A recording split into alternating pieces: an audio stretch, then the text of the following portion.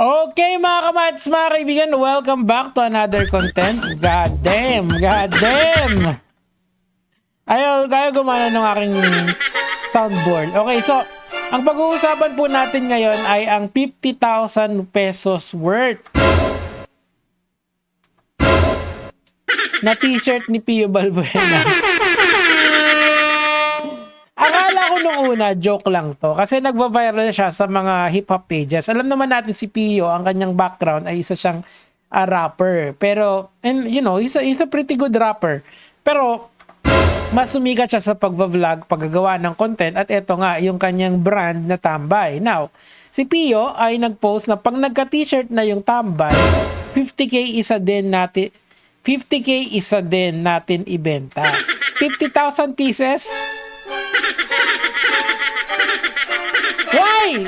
Why? Explain! De, ano naman yan may rational naman yan. Kung usually kasi, pagka nasa isang nasa market ka, you always ask for the supply and the demand. Okay? Kung mababa yung supply, mataas yung demand, edi ibig sabihin, mag-i-skyrocket talaga yan. Di ba? And meron kasi tayong tinatawag na speculative value, okay?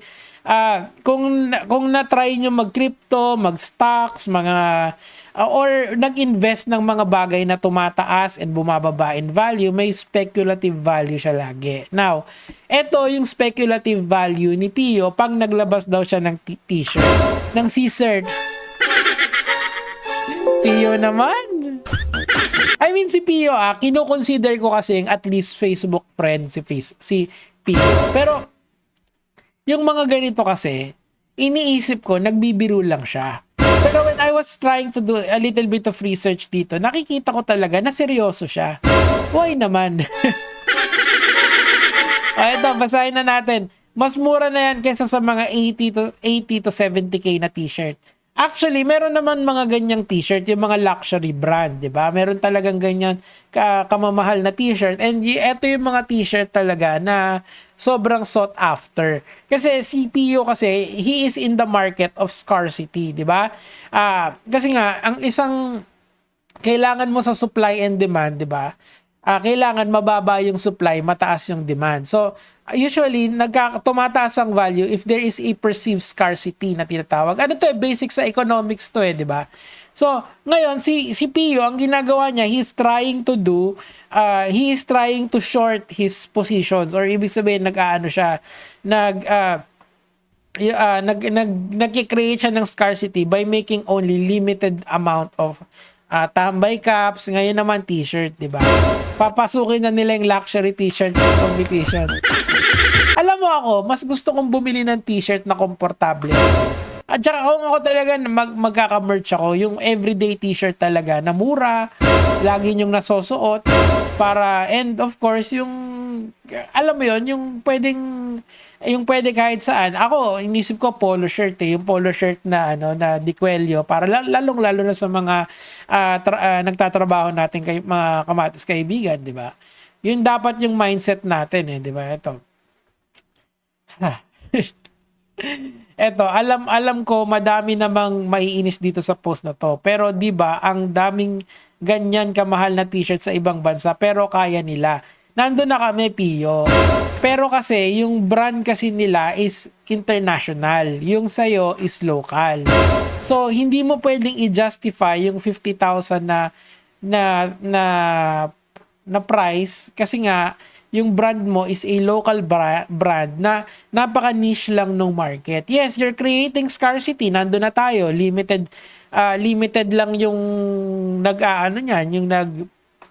yung bumibili, yung gawa niyan. But it doesn't really take away dun sa that doesn't really make any difference sa grander scale ng market. Kasi when yung open market kasi, that includes international brand.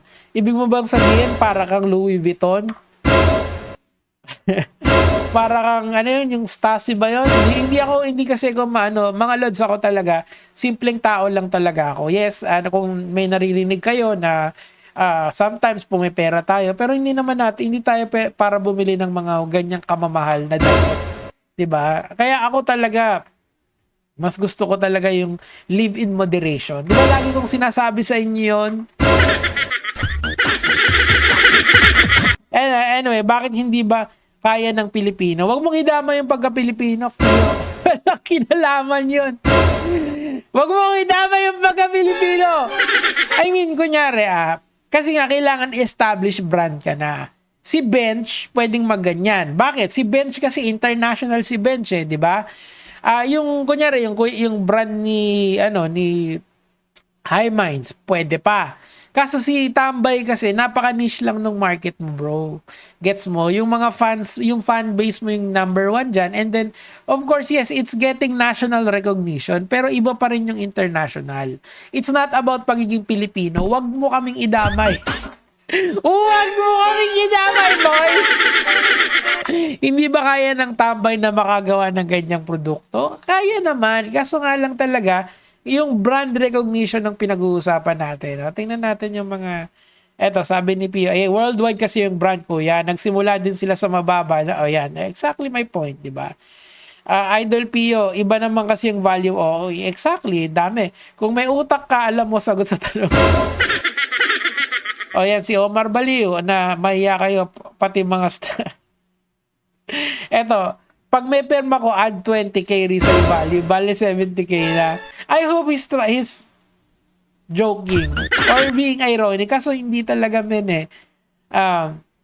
seryoso talaga si Pio Well, it's his opinion on his brand, of course. But again, let's be objective or objective as possible, di ba? Marketing, taba ng utak mo, Boss P. Ito. Para pag-aralan mo muna mabuti, worth it ba mamamayang Pilipino na release mo. Hindi porke may sign mo good price na agad at good for investment. You think about it. Ito yung idea niya dito is yung speculative value. Pag may pirma ni Pio, tataas daw yung value. Paano kung gusto lang bumili ng t-shirt? Tapos ayan na naman, may namirata na naman sa'yo, di magagalit ka na naman. Hindi ko maintindihan Hindi ko maintindihan talaga. Lap trip mga comments. Diba? Padalan mo nga ng pagtanggol ng pair. Mura na yan. Plain white Ito nakakatawa to yung kay Yorme. Gawin ko ang thumbnail yan mamaya. Okay, so. Ito baka sabihin, kopyahin. Ayan. Umpisahan na. Well, ganun talaga. Alam nyo kasi, ang market naman kasi, it really depends kung sino yung bibili dyan. Diba? Kung meron talagang market for that, na sila-sila, tingin nila, ito yung value niyan, ganun talaga. Wala tayong magagawa ron. Kaso nga lang ako, ito. Versace, Burberry, MCM, Stella McCartney, Tambay shirt. Tingnan natin. Yan. I mean, it's being too hopeful, di ba? Kailangan din i-set mo rin yung expectation mo, Pio. Kasi, well, nawili siya kasi na meron siyang mga supporters na talagang nire-raise up yung kanyang brand. But then again, you have to think about this in the most logical possible. Huwag na nga logic common sense na lang di ba? Bakit ba sikat yung mga international brands, di ba? From the word itself, international na kasi sila. Is Tambay an international brand? I beg to disagree, but maybe some of you will say na hindi, nakakaabot na yan sa mga OFW, di ba?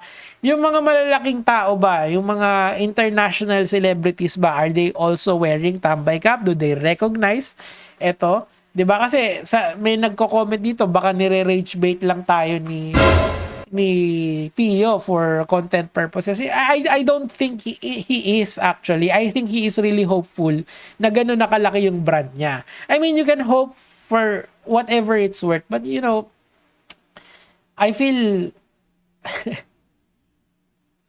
I feel sad about it if he thinks this is not realidad to, okay?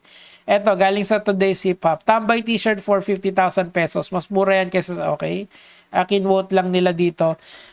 He also said, okay, wala naman silang totoong comment. Kino-quote lang nila kasi it's a ridiculous, it's an absurd way of thinking ito. Sobrang, sobrang out of this world.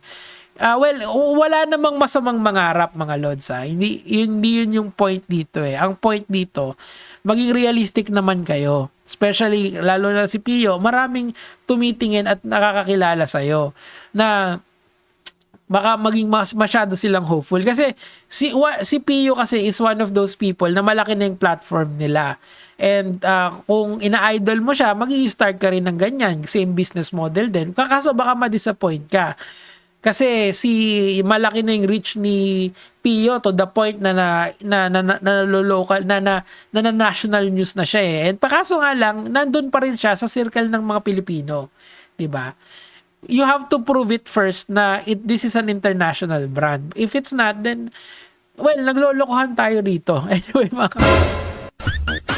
yun lang naman po yung sa akin for today, mga lods.